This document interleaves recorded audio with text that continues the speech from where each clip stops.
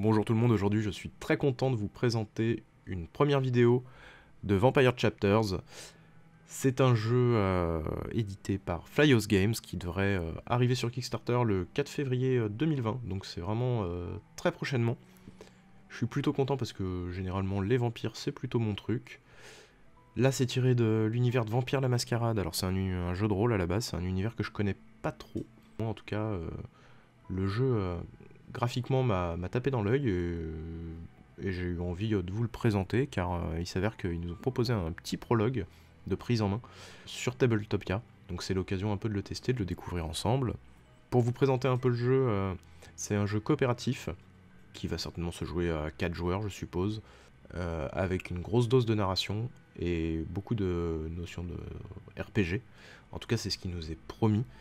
Là ici on va avoir l'occasion de découvrir le prologue Gangrel qui est orienté sur le combat. Pour vous montrer un peu rapidement comment ça va se passer, en fait on va affronter un ennemi seul. Vous voyez en haut à gauche de l'écran qu'il y a 4 cartes grises, ce sont les cartes de l'ennemi. Ça constituera son deck d'attaque, un peu comme un deck d'intelligence artificielle, on en piochera une à chaque round. Alors là dans ce prologue on va nous dire lesquelles piocher au début pour bien nous expliquer comment elles fonctionnent et ainsi de suite. Vous voyez en bas des cartes rouges, ce seront les cartes de ma main. Je vais créer une main active, c'est ce qu'on appelle une main active en tout cas dans les règles. Le nombre de cartes que je peux avoir est déterminé par mes attributs, mon attribut physique que vous pouvez voir là sur ma fiche de personnage. Alors je trouve ça plutôt pas mal fait, alors on y reviendra mais très rapidement vous voyez que les 3 premiers attributs en haut, il y a une petite icône de dés, ça veut dire que ça va être le nombre de dés qu'on va lancer. En dessous on a les compétences avec des petites réussites, les petits V. Donc de ce que j'ai compris, ce sont des réussites automatiques.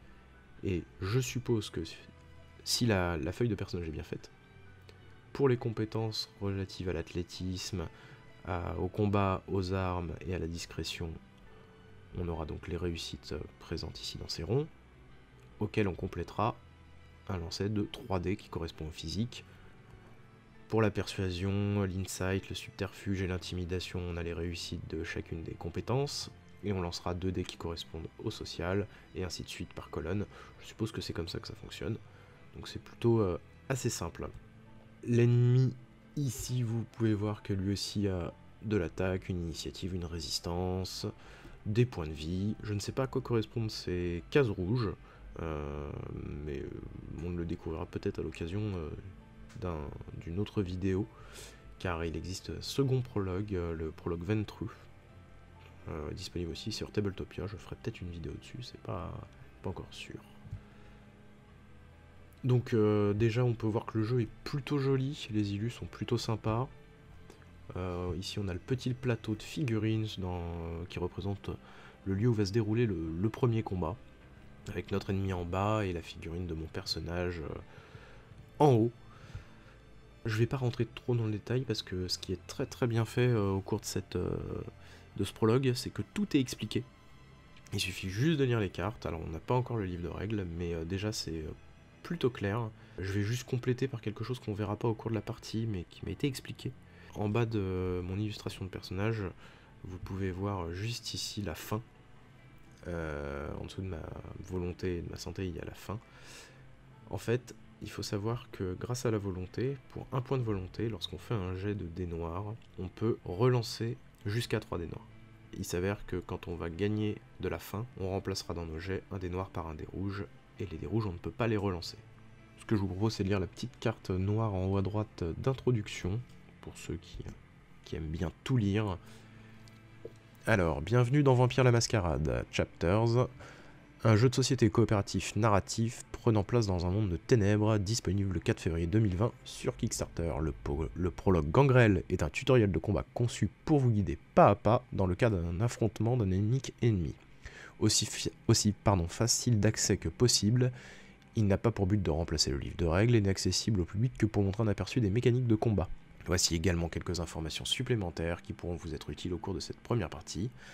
Les doubles ancres. Lors du jet des dés, un double ancre est considéré comme un succès critique et rapporte 2 réussites. Pour la volonté ou willpower, vous pouvez au cours d'un lancer utiliser un point de volonté pour relancer jusqu'à 3 dés noirs, augmentant ainsi vos chances de réussite lors d'une action. Donc c'est ce que je disais juste avant. Donc vous voyez, tout est expliqué comme je vous le disais. On va passer donc à la lecture du prologue. Vous ouvrez vos yeux au crépuscule, réveillé par la faim. Vous avez quitté votre repère en quête d'une proie. Pourquoi pas pour un mortel bien bâti, c'est comme ça que vous les aimez. Ce soir, l'air est doux et les jardins botaniques attirent la foule. Vous prenez position dans la pénombre afin d'observer le bétail. À mesure que le temps passe, les humains se raréfient. Vous commencez à craindre d'avoir manqué votre chance. Soudain, votre attention est attirée par un groupe de semblables chassant sur votre territoire. Il se passe quelque chose d'étrange. Vous restez à l'écart, aux aguets. La silhouette d'un grand homme, au visage dissimulé par les ténèbres, s'avance en direction d'un van garé sur le parking. Il le contourne, ouvre la porte arrière et en sort une pelle qu'il vient faire reposer sur son épaule. Puis il reprend le chemin des jardins botaniques, d'un pas décidé. La lueur orangée des lampadaires illumine son visage. Vous apercevez une cicatrice, un vrai visage de tueur. Son visage. 1990, crise d'Oka. Dans la petite maison où vous avez trouvé refuge, cette dernière semaine, il ne reste que chaos et sang. Ces dernières nuits ont été difficiles et l'armée ne les a certainement pas rendues plus faciles. Mais ce soir, votre vie est complètement bouleversée. Dans la maison et sans toit, un homme se tient debout, le cou brisé de votre frère dans sa main droite. Et même si vous n'êtes qu'un simple mortel, un instinct bestial vous pousse à agir. Seul l'un de vous sortira vivant d'ici. Donc, on nous donne notre but, à savoir combattre notre adversaire jusqu'à la mort, en nous disant la mise en place qui se fera sur la tuile que je vous ai présentée en tout début de vidéo. Et on nous dit de révéler la carte caractéristique de notre adversaire et de lire la carte E1. Alors, pour la petite anecdote, je savais pas ce que c'était, du coup par curiosité je suis allé voir. La crise d'Oka en 1990, c'est une crise qui est survenue au Canada entre l'armée canadienne et une tribu indienne dont j'ai oublié le nom. Mais en gros voilà, faut savoir que c'était une sorte de crise au sein du Canada à l'époque, dans les années 90. Donc on comprend qu'on va vivre un petit flashback qui va nous servir d'introduction au jeu. C'est parti pour la carte E1.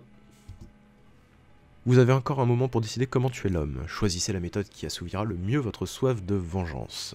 Alors on peut soit attraper le couteau qui est présent sur la table de la cuisine, ça sera un test d'athlétisme, soit on peut carrément foncer sur lui, parce que quand même il a buté notre frère et c'est quand même très indélicat de sa part. On va dire que c'est toujours mieux d'être équipé. Moi je vous le propose, on va essayer de se saisir du couteau. Donc la colère vous emporte et vous décidez de saigner ce meurtrier. Il ne vous reste qu'à sauter vers le couteau de cuisine et vous en saisir sur la table. Et ben on va lire la carte E2. Alors on nous dit de faire un test d'athlétisme et de physique de difficulté 5. Avec 3 points de compétence en athlétisme, on a, comme je vous disais en expliquant un peu la fiche de personnage, 3 succès automatiques. On complète ce test en lançant 3 dés qui correspondent à notre attribut physique, et on ajoute le résultat aux 3 réussites qu'on possède déjà. Et on doit, bien évidemment, puisque le test est de difficulté 5, faire 5 succès. Donc là, en l'occurrence, si j'obtiens 2 ancres, et bah écoutez, ça se passera très très bien. Donc je vais prendre 2 dés.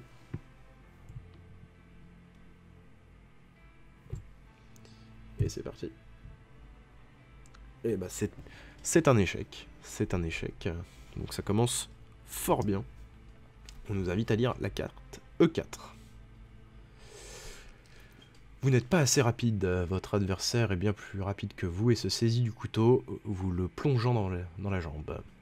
Vous perdez 2 points de vie sur votre barre de santé. Cet échec ne fait qu'augmenter votre rage. Vous vous jetez sur lui à main nue. Mais avant le combat, vous devez décider de la stratégie à adopter. Et on nous invite à lire la carte E5. Donc je vais déjà enlever 2 points de vie. 1, 2. Voilà. Alors là, j'aurais pu dépenser effectivement... Ah mais j'ai lancé que 2 dés. J'ai lancé que 2 dés, première erreur, ça commence très bien. Bah, je vais en lancer un autre. Double réussite, donc en fait j'ai parfaitement réussi. J'ai été un peu déconcentré, je dis pas de bêtises. Oui c'est ça, j'avais lancé que 2 dés.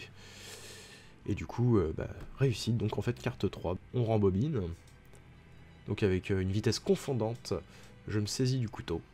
Malheureusement, mon adversaire n'est pas un amateur, il se précipite vers moi et me frappe violemment dans le ventre. Donc je recule mon personnage d'un hexagone, je prends la carte équipement, arme, couteau de cuisine, et je lis ses effets, et j'ajoute du coup à ma main la carte de combat tranchée dans mon inventaire de cartes de compétences. Couteau en main, tout ce que j'ai à faire maintenant, c'est de décider de la stratégie à adopter pour saigner cet enfoiré. Et je vais lire maintenant la carte E15. Hop. Donc déjà, je me recule d'un hexagone. Hop. Voilà, j'ai récupéré le couteau ici. Hop. Je vais mettre mon petit couteau ici. Donc on me dit que ce couteau m'apporte un bonus de 1 dommage, ce qui est plutôt intéressant, et aucun malus. Donc c'est plutôt pas mal. Et donc désormais la carte slash qui est ici pourra être dans ma carte active. Alors vous voyez qu'il y a des petites icônes. Ça du coup c'est une carte de combat à main nue, de combat à main nue. Ici c'est une carte d'armes, combat à main nue, armes. Certaines sont des cartes de combat, c'est indiqué, d'autres uniquement de défense, ou uniquement d'attaque comme pour le high kick. Chacune ont des bonus et des malus, ça on verra tout de suite comment ça se passe par la suite. Avant de faire face à notre adversaire, on doit choisir les cartes compétences qu'on va utiliser parmi toutes celles qu'on a. Ça fera notre main active, comme je vous disais. Donc nous allons pouvoir choisir des cartes à chaque round pour affronter notre adversaire. Le maximum de cartes qu'on peut avoir dans notre main active correspond à notre attribut physique, qui est sur la feuille de personnage, en l'occurrence 3. Donc parmi les 5 cartes qui sont en ma possession, je vais pouvoir en choisir 3. Là on m'invite à retirer les cartes coup de poing et coup de pied, et à conserver tranchée, parade et uppercut. Donc on va faire ça tout de suite. Hop. Donc ces 2 cartes là, je les utiliserai pas. Ça sera donc les 3 cartes que vous avez ici qui seront ma main active pour le combat. Alors, pendant mon tour, je peux déplacer mon personnage de une case plus mon niveau d'athlétisme, avant ou après mon action, donc 4 cases ici. Donc bien sûr, pour pouvoir frapper mon adversaire, il va falloir que je sois adjacent. Donc je tends mes muscles et je me tends au maximum pour maximiser les dégâts. Maintenant, je dois déterminer l'initiative du round pour voir qui attaque le premier, et je lis la carte E16. Donc déjà, je vais me déplacer. 1, 2, 3. Hop. Afin de déterminer l'ordre d'initiative et l'ordre d'attaque du round, le joueur doit choisir une carte compétence à utiliser et ensuite révéler celle de son ennemi. Donc là je vais utiliser, on m'invite à choisir la carte slash, donc, qui n'a pas de modificateur d'initiative, ce qui fait que mon initiative reste à 5, et on me dit que l'adversaire va parer avec la carte parade.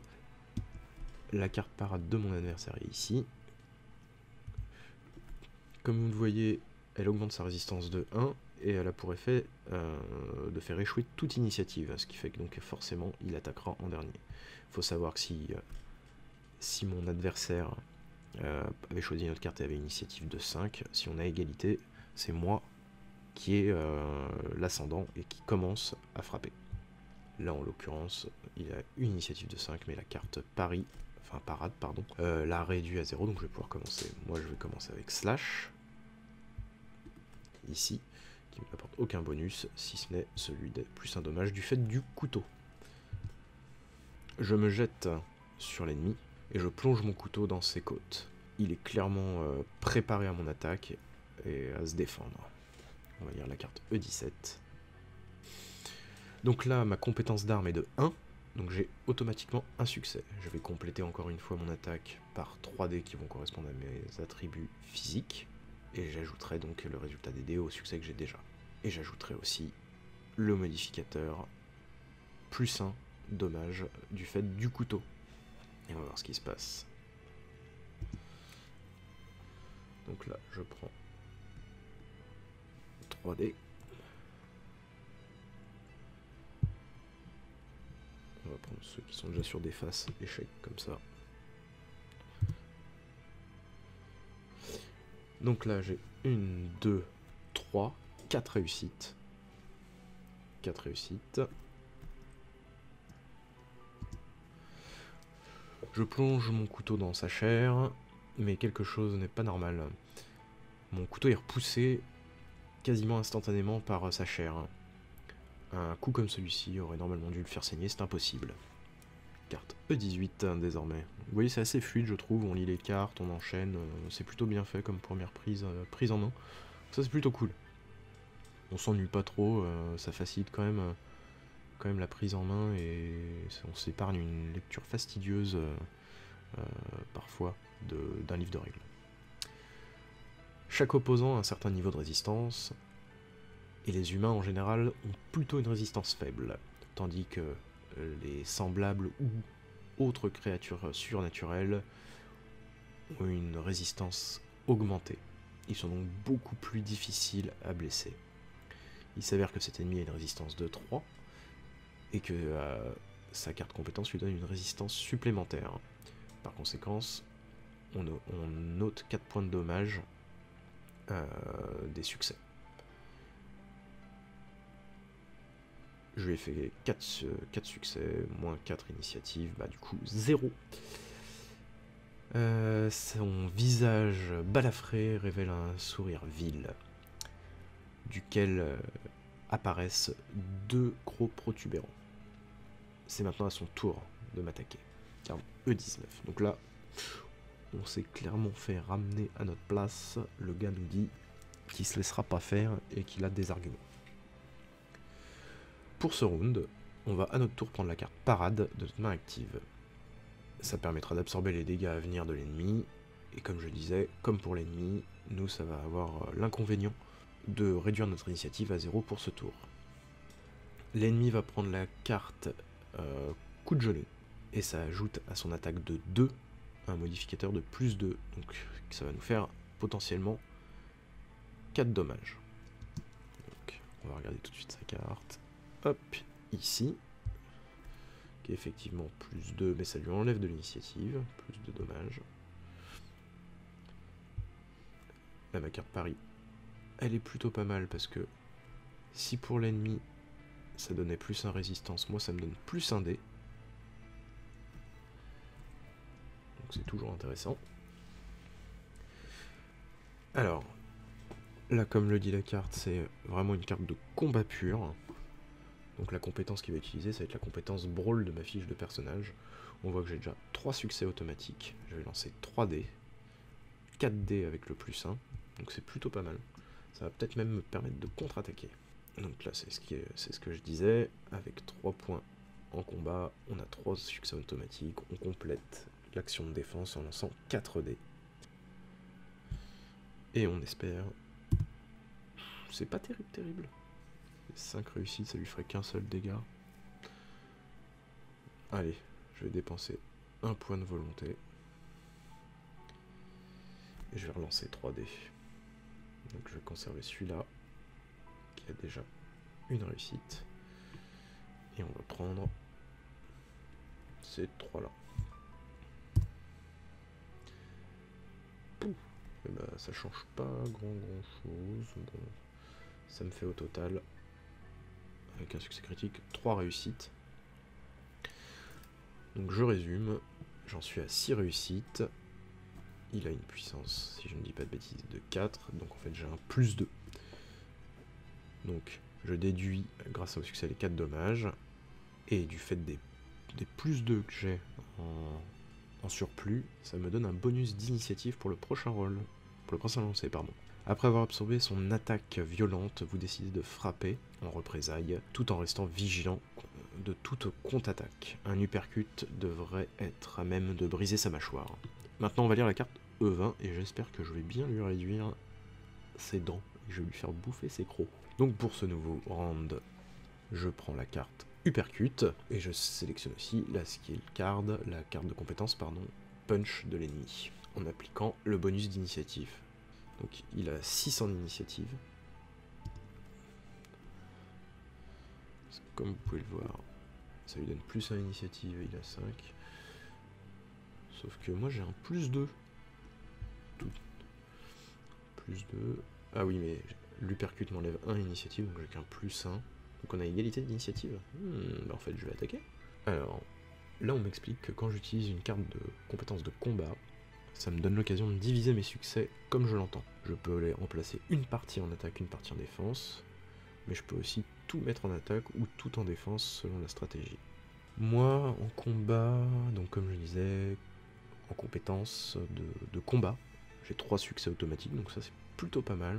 Et je vais avoir du coup plus 1 dé du fait de l'uppercut, de la carte uppercut, et avec ma compétence d'attribut physique, 3 dés, donc je vais lancer 4 dés. Du coup là comme j'ai l'initiative, là on me dit bon on va faire comme si je n'avais pas l'initiative et décider d'utiliser 2 succès pour limiter la force de mon ennemi. Donc 4 dés, et on espère que ça va faire du bon dégât. Pas terrible. Une réussite. 2 réussites. Je vais réutiliser un point de volonté. Je vais relancer 2 dés. Je vais relancer celui-là. Et celui-ci. Donc ça me fait un total de 3 réussites. C'est pas terrible. Je crois que là il est en train de me tataner. Donc, ce qui se passe c'est que là normalement j'ai l'initiative. Si je mettais mes 6 réussites en attaque, je pourrais lui descendre de 6 points de vie. Moins sa résistance, donc 3 points de vie. Ce qui est pas fou. Donc là je lui descendrai que d'1 point de vie, dans les conditions où j'oublie mon bonus de 2 initiatives. On va faire ça puisque le tutoriel nous invite à suivre cette procédure. Bah néanmoins c'est un peu dommage parce que j'aurais pu lui retirer plus de points de vie et donc le finir un peu plus vite. Donc je vais mettre comme 2 réussites parmi mes 6 pour me défendre de ces dégâts. Ensuite, les 4 réussites qui me restent moins sa résistance, je lui enlève 1 point de vie.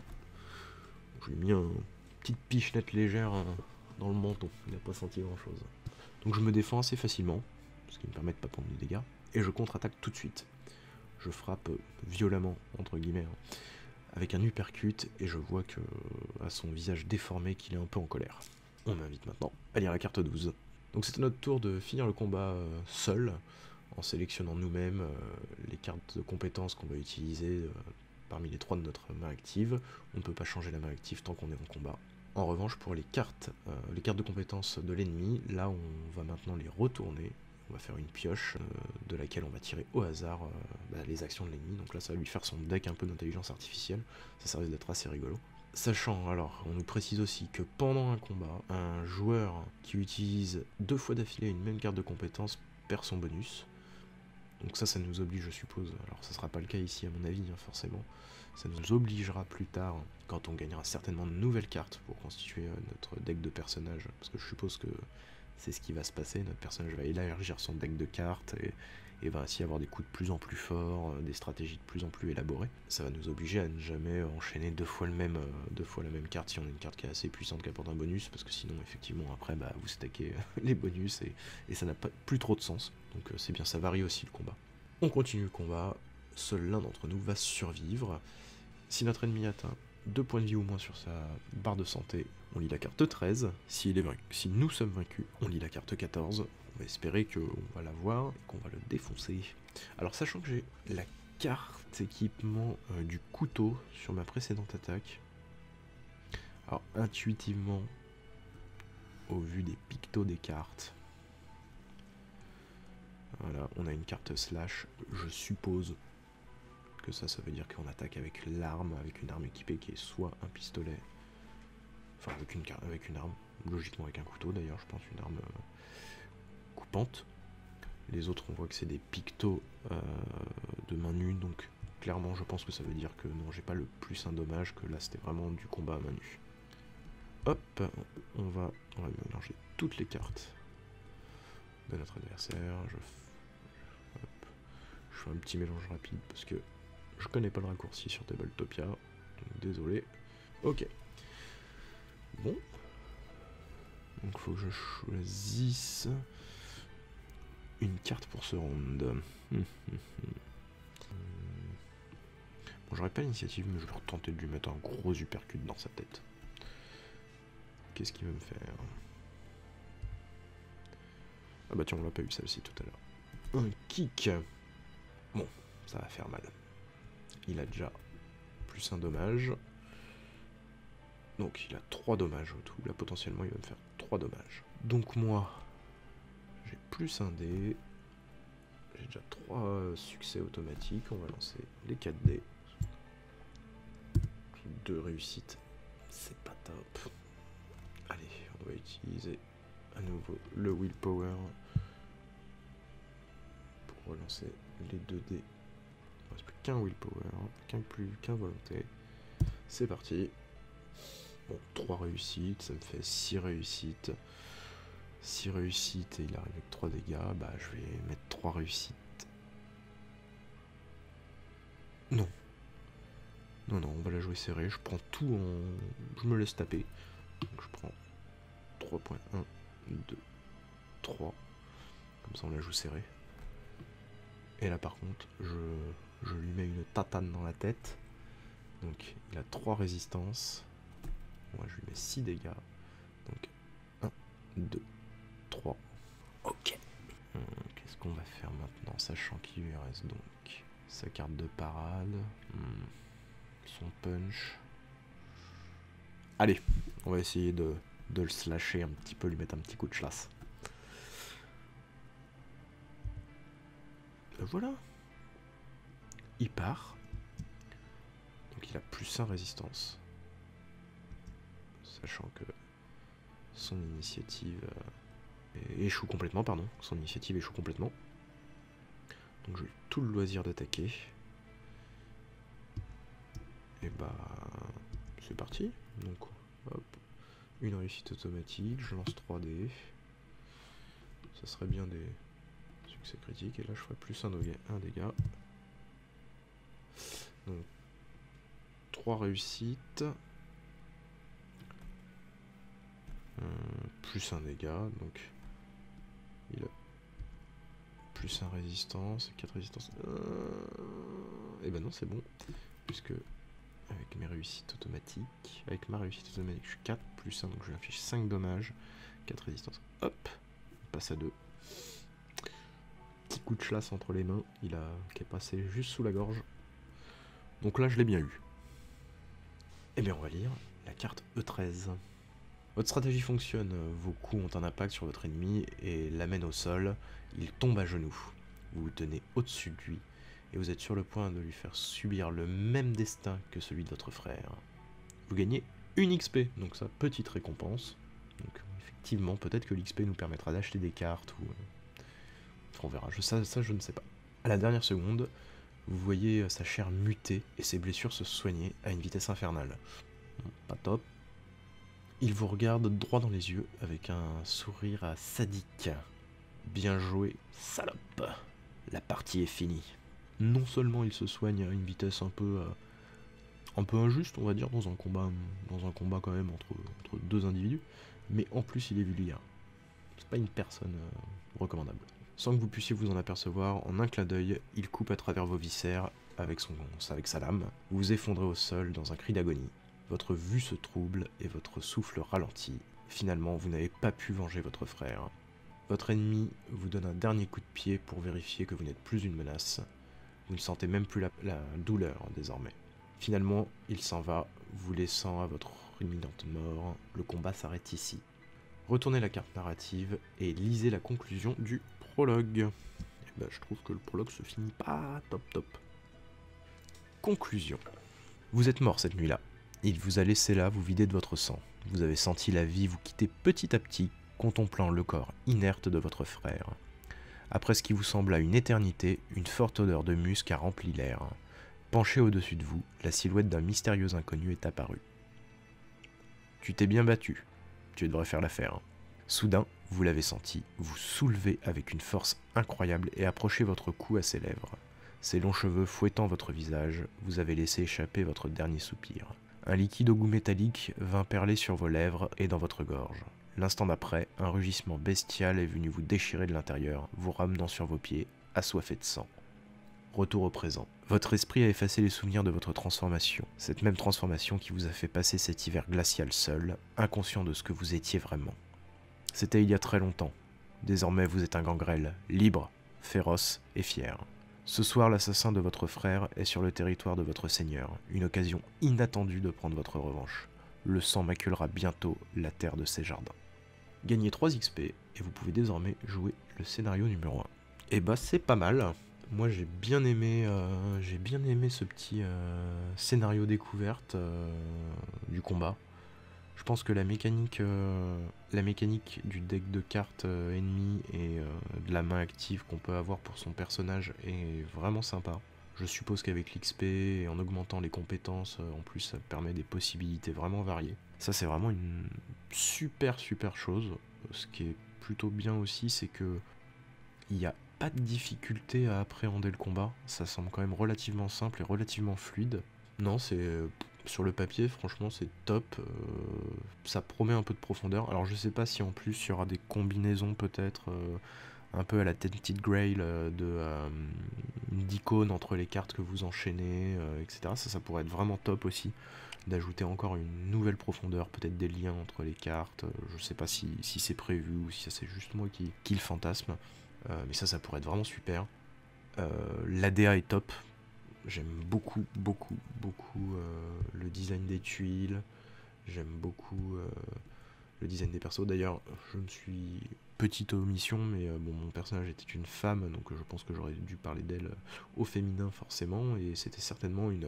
D'après son design, je pense... Je dirais comme ça que c'est une personne de la tribu, ce qui expliquerait du coup pourquoi elle se plaignait des militaires, entre guillemets, et de la situation au début dans la maisonnée. C'est peut-être ça. Non, franchement, ça a l'air top. Je suis plutôt conquis sur le papier. Je me demande comment ça va aussi se goupiller quand on va avoir plusieurs personnages qui vont jouer en même temps. Est-ce que on va mettre chacun une carte pour enchaîner chacun notre tour, ou est-ce que, enfin, à chaque round, chacun pose une carte. Hein, ça c'est vraiment cool. Est-ce que chaque ennemi aura son deck? Est-ce qu'il y a des cartes? Ça, je sais pas encore, mais en tout cas, ça promet pas mal de bonnes choses.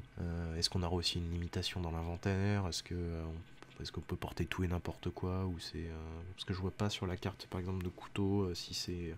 Il n'y a pas d'indication arme à une main ou à deux mains. Est-ce que ça veut dire que je peux avoir 2 couteaux, 3 couteaux, 4 couteaux? Est-ce que on peut avoir qu'un seul exemplaire de la même carte? C'est plein de questions que je me pose, mais en tout cas je suis pas trop inquiet. Je pense qu'ils auront certainement des réponses à nous apporter pendant la campagne Kickstarter le 4 février. Mais en tout cas non, c'est vraiment top, j'aime beaucoup. Bah écoutez, c'est ici que s'arrête le prologue Gangrel.